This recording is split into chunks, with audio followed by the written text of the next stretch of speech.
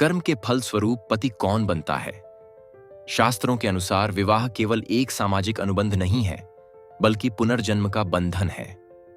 ईश्वर पिछले जन्मों के कर्मों और बकाया को निपटाने के लिए एक विशिष्ट व्यक्ति को पति के रूप में हमारे जीवन में भेजते हैं। कर्मों के प्रकार के अनुसार पति 4 प्रकार के हो सकते हैं। 1. आरण चुकाने वाला पति।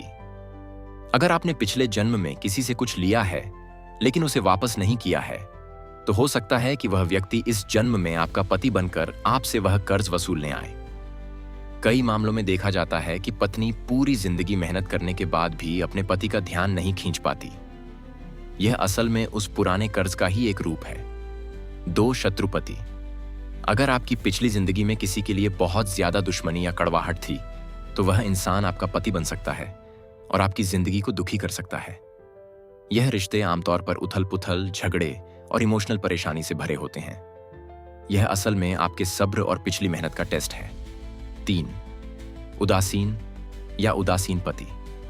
कुछ पति बहुत शांत होते हैं, लेकिन उन्हें परिवार या अपनी पत्नियों की तरफ कोई अट्रैक्शन महसूस नहीं होता। वे अपनी ही दुनिया में बिजी रहते हैं।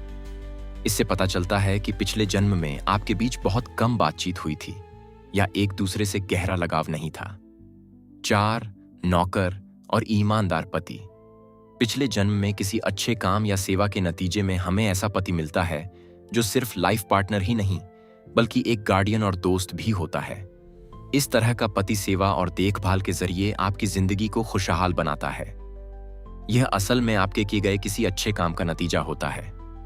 प्रकृति का उत्तम निर्णय पति पत्नी का रिश्ता एक दूसरे के प्रति समर्पण पर आधारित होता है। लेकिन याद रखें, वर्तमान जीवन में किए गए आचरण और भक्ति से ही हमारा भविष्य का कर्म बनता है। पति चाहे जैसा भी हो, यदि हम उसे सेवा और धैर्य के साथ स्वीकार करते हैं, तो अनेक बुरे कर्म निष्फल हो जाते हैं।